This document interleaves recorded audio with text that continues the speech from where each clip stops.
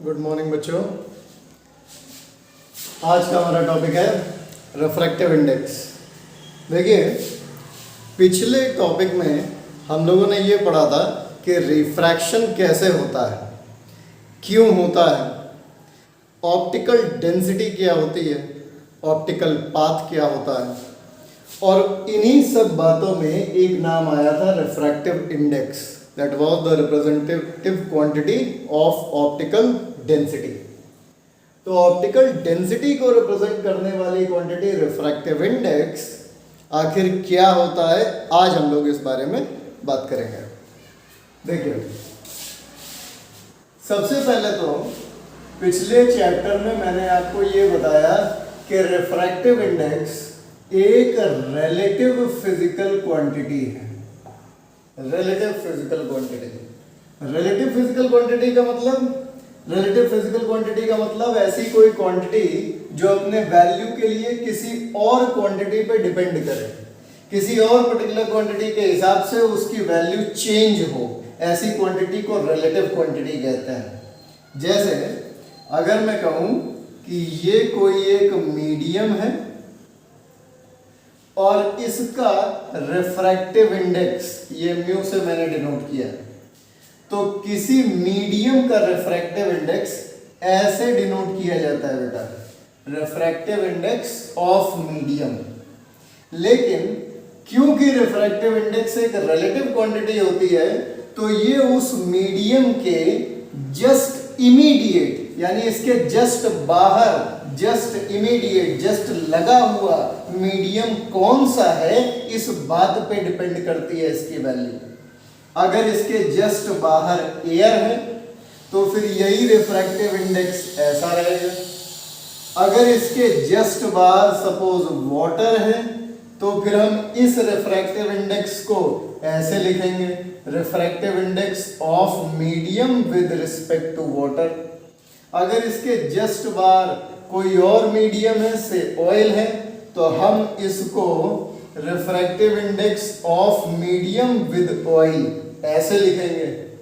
अगर इसके जस्ट बाहर से ग्लास है तो अब हम इसके रिफ्रैक्टिव इंडेक्स को refractive index of medium with respect to जो इमीडिएट बाहर मीडियम है उसके रिस्पेक्ट में लिखते हैं। इसका मतलब ये होता है विद रिस्पेक्ट टू, और ये जो है वो किसी मीडियम के रिफ्रैक्टिव इंडेक्स को बताता है। अब ध्यान दीजिएगा, इसके जस्ट बाहर जो कोई भी है उसके हिसाब से इसकी वैल्यू चेंज होती जाती है। बस इसीलिए हम इसको एक रिलेटिव क्वांटिटी कहते हैं, क्योंकि इसकी वैल्यू एक नहीं रहेगी, अपने इमीडिएट मीडियम के हिसाब से चेंज होती रहेगी। हो सकता है इस मीडियम का रिफ्रैक्टिव इंडेक्स एयर के रिस्पेक्ट में कुछ और हो, जबकि वाटर के रिस्पेक्ट में कुछ और हो, जबकि ऑयल के रिस्पेक्ट में कुछ और भी हो सकता है, इसी तरह से ग्लास के रिस्पेक्ट में कुछ और हो सकता है। तो ये वैल्यू इसकी चेंज होती जा रही है। तो आप देख रहे हैं रिफ्रैक्टिव इंडेक्स है एक ही मीडियम का, लेकिन वो अपने इमीडिएट सराउंडिंग के हिसाब से चेंज होता जा रहा है। इस वजह से हम इसको एक रिलेटिव क्वांटिटी कहते हैं। जब किसी मीडियम का रिफ्रैक्टिव इंडेक्स एयर के रिस्पेक्ट में हो, जब किसी मीडियम का रिफ्रैक्टिव इंडेक्स एयर के रिस्पेक्ट में हो, तो आप इसको एब्सोल्यूट रिफ्रैक्टिव इंडेक्स भी कह सकते हैं, या सिर्फ रिफ्रैक्टिव इंडेक्स भी कह सकते हैं। मतलब अगर किसी क्वेश्चन में लिखा हुआ absolute refractive index of a medium, तो आप ये समझ जाइएगा कि वो एयर के रिस्पेक्ट में बात कर रहा है, वैक्यूम के रिस्पेक्ट में बात कर रहा है। अगर लिखा हो सिर्फ refractive index of a medium, तो भी आप यही समझिए कि वो एयर के रिस्पेक्ट में बात कर रहा है। इसके अलावा कोई अगर अदर मीडियम है, एयर के अलावा कोई अगर दूसरा मीडियम है, जैसे कि वाटर के रिस्पेक्ट में दे, जैसे कि ग्लास के रिस्पेक्ट में दे, तो फिर उसको आप पूरा पढ़ेंगे, refractive index of medium with respect to जो कोई भी इमीडिएट सराउंडिंग है। से वाटर है, ग्लास है या जो कोई भी है, ठीक है। तो ये ध्यान रखिएगा रिफ्रैक्टिव इंडेक्स के बारे में। ओके, सिर्फ एयर से रिलेटेड एब्सोल्यूट रिफ्रैक्टिव इंडेक्स कहा जाएगा, ठीक है। अब आप देखिए एक इंपॉर्टेंट टॉपिक, नाम है उसका principle of reversibility. Principle of reversibility ये एक्चुअली क्या है, इस बारे में बात करते हैं। देखिए, मान लीजिए कि ये एक फर्स्ट मीडियम है और ये दूसरा मीडियम है, ये इन दोनों मीडियम के बीच का इंटरफेस है, ठीक है। फर्स्ट मीडियम से एक रे ऑफ लाइट आती है और इस तरीके से इंसिडेंट होती है इनके इंटरफेस पर, एंगल बनाती है से आई, एंगल ऑफ इंसिडेंस। और अब ये दूसरे मीडियम में अपने पाथ को रिट्रेस ना करते हुए बल्कि उससे डेविएट होके जाती है, और डेविएट होके जब ये जाती है तो ये एंगल ऑफ रिफ्रैक्शन से आर बनाती हुई जाती है, ठीक है। अगर मैं यहाँ आपसे कहूँ कि स्नेल्स लॉ अप्लाई करिए तो आप कहेंगे sine i upon sine r is equal to refractive index. किसका रिफ्रैक्टिव इंडेक्स?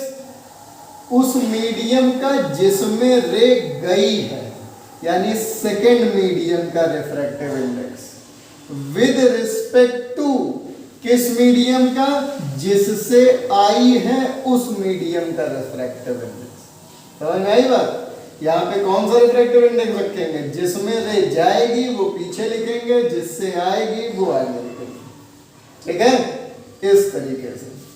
फिर देखिए, अगर इसी केस को मैं उल्टा कर दूं, उल्टा कहने का मतलब ये हुआ कि अगर ये सेकंड मीडियम था, ये फर्स्ट मीडियम था, ठीक है, और रे इस तरीके से सेकंड मीडियम से आई होती और इन दोनों के इंटरफेस पे इंसिडेंट हुई होती, तब इस सेकंड रे ने जो एंगल बनाया, माना वो एंगल ऑफ इंसिडेंस है, लेकिन हम उसको आर से ही दिखा रहे हैं। जितने एंगल पे यहां से गई है उतने एंगल पे ये इंसिडेंट हुई है जब वो सेकंड मीडियम से आ रही है, रिवर्स पाथ ट्रेवल करते हुए आ रही है। तो बेटा प्रिंसिपल ऑफ रिवर्सिबिलिटी ये कहता है कि अगर रे एक मीडियम से दूसरे मीडियम में जाते हुए कोई पाथ ट्रेवल करती है तो जब वो रिवर्स आएगी तो ठीक उसी पाथ को ट्रेवर्स करते हुए जाएगी, यानी ठीक उसी पाथ को रिट्रेस करते हुए जाएगी, वही एंगल बनाते हुए वही पाथ रिट्रेस करते हुए जाएगी। बस इसी को हम प्रिंसिपल ऑफ रिवर्सिबिलिटी कहते हैं। माना कि फर्स्ट मीडियम में वो एंगल बनाते हुए गई आई एंगल ऑफ इंसिडेंस नहीं है, ध्यान रखना, आई से लिख दिया है, लेकिन इस केस में क्योंकि रे जाती हुई रे बना रही है सेकंड मीडियम में, इस वजह से इसको हम एंगल ऑफ रिफ्रैक्शन बोल रहे हैं, हालांकि ये इसके इक्वल है, ठीक है। अब अगर मैं आपसे कहूं यहां पे स्नेल्स लॉ लगाइए तो अब आप कहेंगे साइन आई होता है, आई का मतलब एंगल ऑफ इंसिडेंस, और यहां केस में एंगल ऑफ इंसिडेंस का काम कौन कर रहा है? आर कर रहा है, क्योंकि रे इधर आई थी, ये इस मीडियम में सेकंड मीडियम में इंसिडेंट हुई थी, अपॉन इसी तरह से एंगल ऑफ रिफ्रैक्शन का काम यहां पे कौन कर रहा है? ये उल्टे केस में रिफ्रैक्शन का काम आई कर रहा है, is equal to refractive index of medium. कौन सा मीडियम? जिसमें गई है रे, गई किस में है? अब की बार फर्स्ट मीडियम में गई है, और आई किससे थी? सेकंड मीडियम से आई, ठीक है। अब ये देखिए, इसको एक इक्वेशन माना, इसको दूसरा इक्वेशन माना, और अब इन दोनों इक्वेशन को आपस में मल्टीप्लाई कर दीजिए आप, तो आप देखेंगे sine i upon sine r, ये इस इक्वेशन का LHS है, ऐसे ही इस इक्वेशन का LHS ये है, तो ये आपस में मल्टीप्लाई हो गए LHS। इसी तरह से इज इक्वल टू दोनों इक्वेशन के जो RHS हैं वो आपस में मल्टीप्लाई कर दो, ये ऐसे और ये। अब आप देखो जो टर्म कैंसिल हो सकते हैं वो कैंसिल आउट कर दो, यहां से तुमको मिला क्या, यहां से तुमको मिला, यहां तो कुछ नहीं बचा LHS में, 1 इज इक्वल टू, यहाँ पे है 1 μ2 मल्टीप्लाइड बाई 2 μ1, यानी refractive index of second medium with respect to first medium multiplied by refractive index of first medium with respect to second medium. अब इनमें से किसी एक को तुम दूसरी तरफ अगर भेज दो तो तुमको ये मिलेगा, तुमको ये पता चलेगा कि अगर आप किसी रिफ्रैक्टिव इंडेक्स को इन्वर्स कर दो, रेसिप्रोकल कर दो, तो आपको रिवर्स मीडियम का रिफ्रैक्टिव इंडेक्स मिल जाता है। मतलब अगर इसको मैं इस तरीके से लिख दूं कि मान लो refractive index of glass with respect to water मुझको दे रखा है और मैं उसको 1 में डिवाइड कर दूं, तो मुझको रिफ्रैक्टिव इंडेक्स ऑफ वाटर, ये पीछे चला जाएगा, ये आगे आ जाएगा, देख रहे हो, इनके वैल्यू चेंज हो जाएंगे, यानी refractive index of water with respect to glass मिल जाएगा। तो दोनों एक दूसरे के रेसिप्रोकल है। मुझको किसी क्वेश्चन में refractive index of glass with respect to water दे रखा है, लेकिन मुझको चाहिए refractive index of water with respect to glass, तो मैं बस उसको रेसिप्रोकल कर दूंगा, मुझे दूसरी वाली वैल्यू मिल जाएगी। समझ में आई बात? ये ऐसे वर्क करता है। ठीक है बेटा, ठीक है बेटा। रिफ्रैक्टिव इंडेक्स का एक फॉर्मूला आपने ये पढ़ा था कि रिफ्रैक्टिव इंडेक्स वास्तव में C/V होता है, मतलब रेशियो होता है उस मीडियम में जिसका कि रिफ्रैक्टिव इंडेक्स की हम बात कर रहे हैं, उस मीडियम में उस लाइट की स्पीड और मैक्सिमम लाइट की स्पीड, इन दोनों का रेशियो होता है। ठीक है। अब अगर सपोज मैंने कहा कि कोई एक मीडियम है से 2, उसका refractive index with respect to 1, ठीक, या विद रिस्पेक्ट टू एयर, ये है refractive index of second medium with respect to air, तो मैं फॉर्मूला बनाऊंगा C/V इन सेकंड मीडियम। इसी तरह से मैं कहूं refractive index of first medium, पहले मीडियम का, इसका भी एयर के रिस्पेक्ट में, तो मैं लिखूंगा C/V1। C तो एक ही है ना, C तो मैक्सिमम वैल्यू है, एयर में उसकी स्पीड तो वो तो कांस्टेंट रहेगी। हाँ, इन दोनों मीडियम्स में जो स्पीड है उनको मैंने V2 और V1 से लिख लिया रेस्पेक्टिवली। अब अगर मैं इन दोनों को डिवाइड कर दूं बेटा, इन दोनों को अगर मैं डिवाइड कर दूं तो आप देखेंगे यहाँ पे वैल्यू निकल के आती है refractive index of second medium with respect to air, refractive index of first medium with respect to air is equal to, यहाँ पे C तो कैंसिल हो गए, यहाँ बच रहा है 1/V2 और यहाँ बच रहा है 1/V1, तो मैं इसको V1/V2 लिख सकता हूँ, है कि नहीं? V1/V2 लिख सकता हूँ। अब देखो बेटा, ये जो चीज है इसको गौर करो, जब दो मीडियम्स का रिफ्रैक्टिव इंडेक्स एब्सोल्यूट टर्म्स में दिया, एब्सोल्यूट मतलब एयर के साथ एब्सोल्यूट टर्म्स में दिया, तो मैं इसको ऐसे लिख सकता हूं कंबाइन करके, refractive index of second medium with respect to first medium, इस चीज को मैं ऐसे लिख सकता हूं। ठीक है, ध्यान देना, जो ऊपर रहेगा उसका रिफ्रैक्टिव इंडेक्स हो जाएगा और जो नीचे एब्सोल्यूट जिसका रहेगा रिफ्रैक्टिव इंडेक्स, उसके टर्म में, उसके रिस्पेक्ट में ये बात बनेगी। ठीक है, तो refractive index of second medium with respect to first medium, ये कितना आ गया? V1/V2। अच्छा, एक फॉर्मूला तुमने ये पढ़ा है V is equal to F lambda, मतलब जो स्पीड होती है वो फ्रीक्वेंसी और वेवलेंथ का प्रोडक्ट होती है। तो मैं अगर यही यहां पे रख दूं F⁴1 F⁴2, ध्यान देना मैंने λ1 और λ2 V1 और V2 के हिसाब से लिख दिया, यानी wavelength in first medium, wavelength in second medium, लेकिन मैंने फ्रीक्वेंसी को चेंज नहीं किया है, फ्रीक्वेंसी सेम रखी है। क्यों? क्योंकि रिफ्रैक्शन होते समय फ्रीक्वेंसी चेंज नहीं होती। लाइट जब मीडियम चेंज करती है, लाइट जब मीडियम चेंज करती है तो फ्रीक्वेंसी में कोई चेंज नहीं आता है। इसी वजह से मैंने एफ को सेम रखा। तो यहाँ से तुमको मिला कि refractive index of second medium with respect to first medium वास्तव में λ1/λ2 भी है। यहाँ से तुम ये पता कर सकते हो कि कैसे रिफ्रैक्टिव इंडेक्स वेवलेंथ पे डिपेंड करता है ना।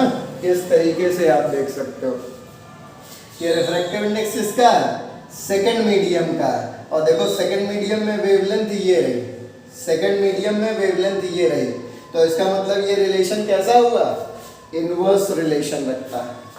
ठीक है, अब हम लोग पढ़ेंगे कि क्रिटिकल एंगल क्या होता है। देखिए रिफ्रैक्शन वाले केस को याद करिए, ये इंटरफेस है सेकंड मीडियम फर्स्ट मीडियम का। ठीक है, माना कि फर्स्ट मीडियम ज्यादा डेंस है और सेकंड मीडियम रेयर है, और एक ray of light dense medium से चलती हुई आई और इन दोनों के इंटरफेस पर आकर इंसिडेंट हुई। आपने यहाँ पे बना लिया ये नॉर्मल, इसने नॉर्मल के साथ एंगल ऑफ इंसिडेंस बनाया से आई। अब रूल क्या है, रूल ये है कि ये इसका पाथ होता अगर यहाँ पे सेकंड मीडियम ये ना होता, तो ये स्ट्रेट लाइन पाथ कवर करते हुए इस पाथ को फॉलो करते हुए चली जाती। लेकिन क्योंकि यहाँ पे ये ट्रांजिशन हो रहा है तो अब ये रे बेंड होगी। बेंड किधर होगी, दो केसेस होते हैं, आइदर टुवर्ड्स नॉर्मल या अवे फ्रॉम नॉर्मल। अब ये इस बात पे डिपेंड करेगा कि जा किस मीडियम से किस मीडियम में रही है। आप देख रहे हो डेंस मीडियम से रेयर मीडियम में जा रही, तो इसका मतलब ये अवे फ्रॉम नॉर्मल हटेगी, अवे फ्रॉम नॉर्मल जाएगी। इस तरीके से एंगल ऑफ रिफ्रैक्शन बनाती हुई, है कि नहीं, इस तरीके से। ये केस तो आपको पता है। अब देखिए अगर मैं जो ये रे ऑफ लाइट है ये इस लाइन के अलोंग ना आकर के थोड़ा और ऐसे आई होती, थोड़ा और स्लैंटिंग आई होती, मतलब कहने का मतलब ये है ये ऐसे आई होती, और तब इसका ये जो एंगल ऑफ इंसिडेंस है ये बढ़ के इतना हो जाता, यानी आई का वैल्यू बढ़ा दें अगर हम, तो अब ये रे जब दूसरे मीडियम में जाएगी तो फिर से ये डेंस से रेयर में जा रही है, यानी अब और ज्यादा ये नॉर्मल से हटके जाएगी, ऐसे, है कि नहीं। अब इसका आर और बड़ा होगा। फिर देखिए अगर इस रे के आई को मैं और बड़ा कर दूं, यानी आई इतना बड़ा हो जाए अब, ठीक, तो अब दूसरे मीडियम में ये और ज्यादा बड़ा सा आर बनाते हुए एक बड़ा एंगल ऑफ रिफ्रैक्शन बनाते हुए जाएगी कि नहीं जाएगी, नॉर्मल से अवे हटती चली जा रही है।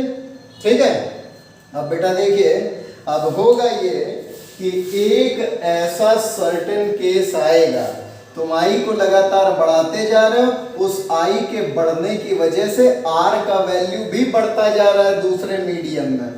अब एक केस ऐसा आएगा, एक सर्टेन केस ऐसा आएगा जब तुम्हारी रे सपोज ये एंगल आई बनाते हुए आई और अब दूसरे मीडियम में वो नॉर्मल से दूर हटते हटते इतना दूर हट गई कि अब वो दूसरे मीडियम में जाने की बजाय इस सरफेस को ही ट्रेस करते हुए चली जा रही है, यानी ये जो इंटरफेस था, जो बाउंड्री थी, उसी के अलोंग ट्रेस करते हुए चली जा रही है। और ये नॉर्मल के साथ जो आर बना रही है वो आर असल में बड़ा होते होते ठीक 90 डिग्री हो गया। जब सरफेस के साथ जाएगी तो सरफेस तो नॉर्मल के साथ 90 डिग्री पे होता है ना, और जब रे तुम्हारी सरफेस के अलोंग जा रही, सरफेस के अलोंग ट्रेस कर रही है, तो इसका मतलब अब आर भी 90 डिग्री हो गया। ठीक है बेटा, ऐसे आई को ऐसे आई को जिस पर कि R 90 हो जाए, ऐसे आई को ही हम क्रिटिकल एंगल कहते हैं। ऐसे आई को हम क्रिटिकल एंगल कहते हैं। अब मैं तुमसे कहूं इसमें स्नेल्स लॉ लगाओ, तो तुम कहोगे स्नेल्स लॉ होता है sine i upon sine r is equal to 1 mu 2। यही तो कहोगे। अब देखिए, ठीक इस केस में, ठीक क्रिटिकल एंगल के केस में कैसे रखोगे? रखोगे साइन आई अपॉन साइन, और आर तो कितना हो गया है? R 90 हो गया है, इज इक्वल टू 1 म्यू 2, है कि नहीं?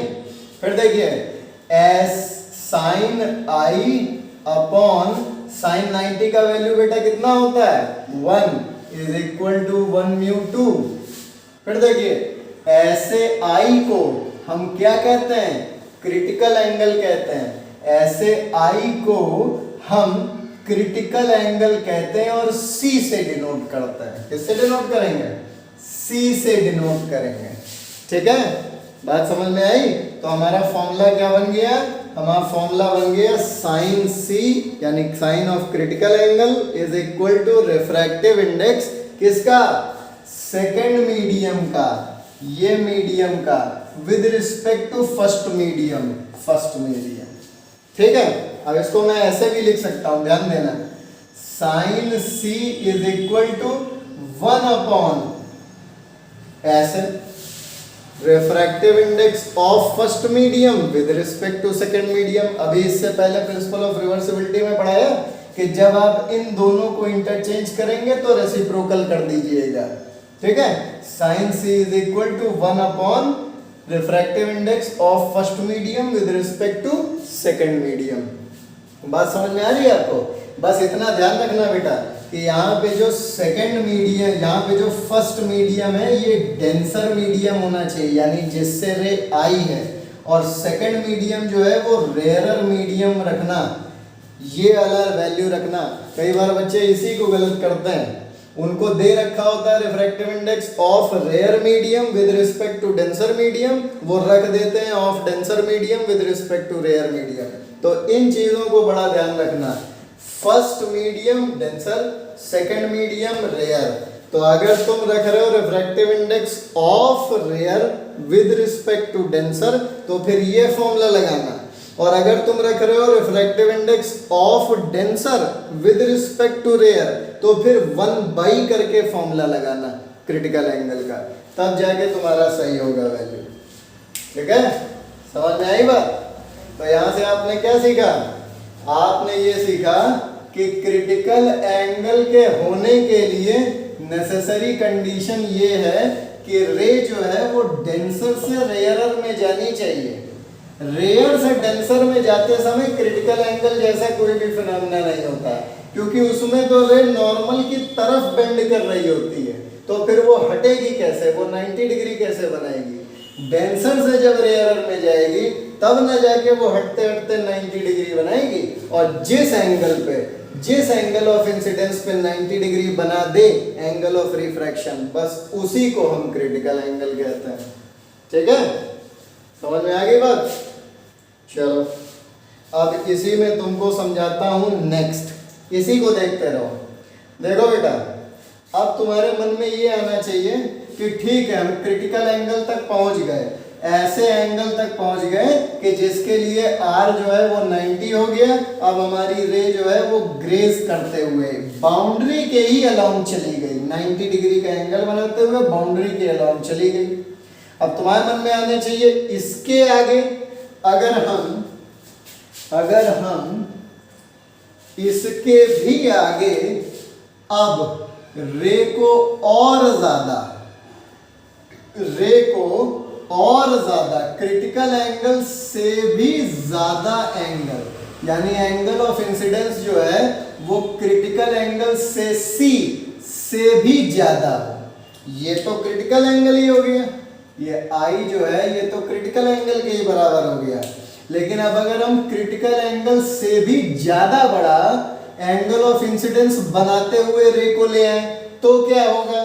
तो बेटा फिर ऐसा होगा कि अब ये रे ग्रेज करते हुए जाने की बजाय ये वापस उसी मीडियम में चली जाएगी जिस मीडियम से ये आई थी। मतलब तुम करने गए थे रिफ्रैक्शन और होने लगा रिफ्लेक्शन। ये तो रिफ्लेक्शन की प्रॉपर्टी है ना कि किसी मीडियम से रे आए, बाउंड्री को हिट करे और वापस उसी मीडियम में चली जाए। तो ये तो रिफ्रैक्शन तुम पढ़ रहे थे और रिफ्रैक्शन होते होते होने लगा रिफ्लेक्शन, दूसरे मीडियम में जा ही नहीं रही अब रे। ऐसे रिफ्लेक्शन को बेटा, ऐसे रिफ्लेक्शन को ही हम टोटल इंटरनल रिफ्लेक्शन कहते हैं। Total internal reflection. क्या कंडीशन है टोटल इंटरनल रिफ्लेक्शन की? नंबर 1, एक तो रे डेंस से रेयर में जानी चाहिए और दूसरी angle of incidence critical angle से बड़ा होना चाहिए। जैसे ही ये दोनों कंडीशन फॉलो कराओगे, रे दूसरे मीडियम में जाएगी ही नहीं बल्कि पहले ही मीडियम में रिफ्लेक्ट होने लगेगी।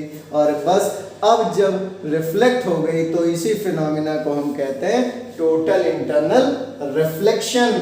और अब जब ये टोटल इंटरनल रिफ्लेक्शन होने लगा तो फिर ये रिफ्लेक्शन के लॉस फॉलो करने लगती है।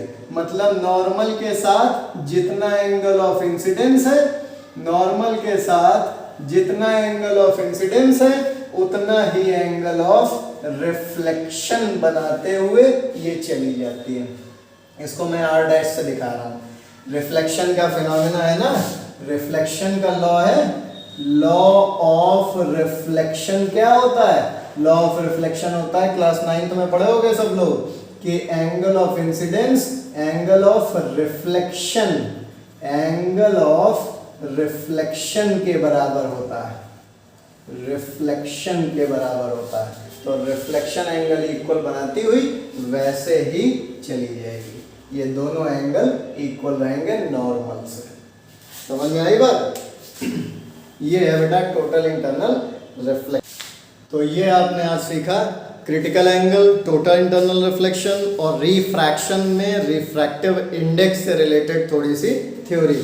आई होप कि ये सब आपको समझ में आई, और समझ में आई तो please like share and subscribe the video. इसके बाद हम लोग देखेंगे इन पे क्वेश्चंस वगैरह कैसे होते हैं। ठीक है, कैसे क्वेश्चंस बोर्ड्स में आपको मिलेंगे इससे रिलेटेड। ठीक है, okay, thank you very much.